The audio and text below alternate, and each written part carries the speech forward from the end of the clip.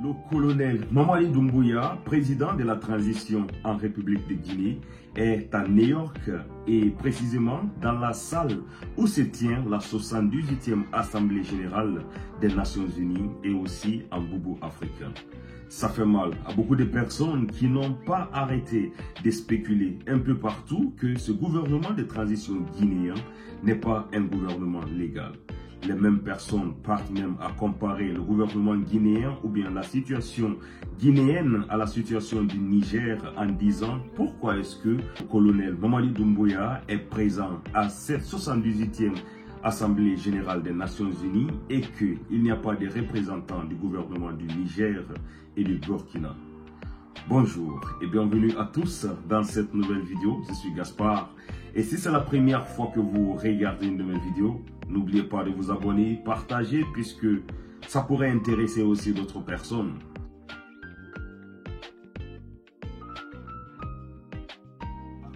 Beaucoup de personnes sur les réseaux sociaux et même quelques radios privées de la Guinée, on s'est dit que le colonel Mamadi Doumbouya, c'est quelqu'un qui n'est pas légal. Ou bien, disons, c'est quelqu'un qui est en train de faire la malversation financière en République de Guinée.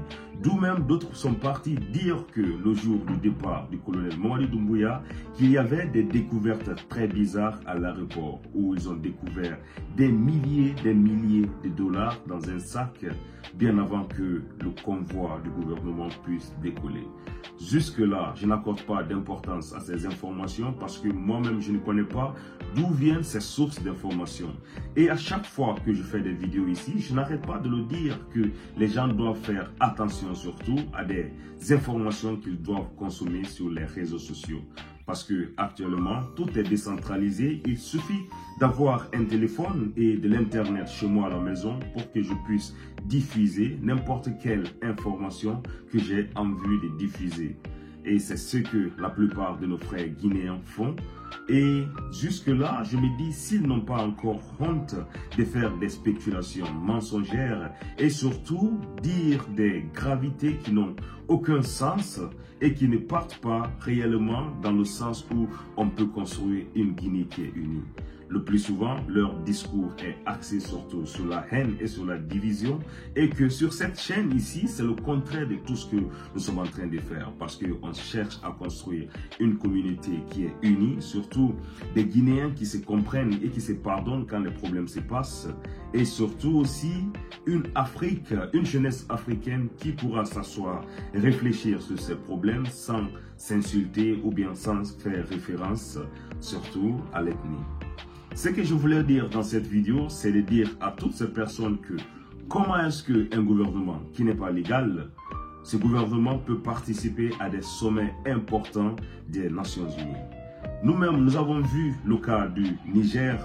Même moi, je suis étonné pourquoi est-ce que l'invitation du Niger a été rejetée. Mais ce qu'il faut dire quand un État est présent ici, c'est que cet État est bien reconnu et que cet État, devant l'ONU, a sa place et peut participer surtout à la prise des décisions ou bien venir surtout défendre leurs intérêts. Il faut que les gens arrêtent maintenant de faire des spéculations ou bien que les gens arrêtent de diffuser des informations mensongères, s'aimer la zizanie surtout dans la tête de nos populations. Parce que comme je n'arrête de le dire, la plupart de nos populations sont des populations qui sont analphabètes. Et le plus souvent, quand ils écoutent une nouvelle, ils ne cherchent pas à vérifier, ils prennent tout ça d'argent comptant. On connaît beaucoup de personnes qui lancent des informations comme ça ou bien qui continuent à dire toujours que le président Alpha Condé est président. Je l'ai dit dans la précédente vidéo d'hier, il faut qu'on tourne la page du professeur Alpha Condé. Et même dans un rêve, on ne peut pas croire que le président Alpha Condé revienne en Guinée et diriger encore le pays après tout ce qui s'est passé. De grâce, je veux qu'on tourne la page et surtout, cette transition qui est là nous a donné un délai de 2 ans. Pourquoi ne pas les soutenir et les supporter surtout dans cette mission qu'ils sont en train de faire parce que il faut reconnaître que ce n'est pas facile de diriger une famille, à plus forte raison de diriger une nation.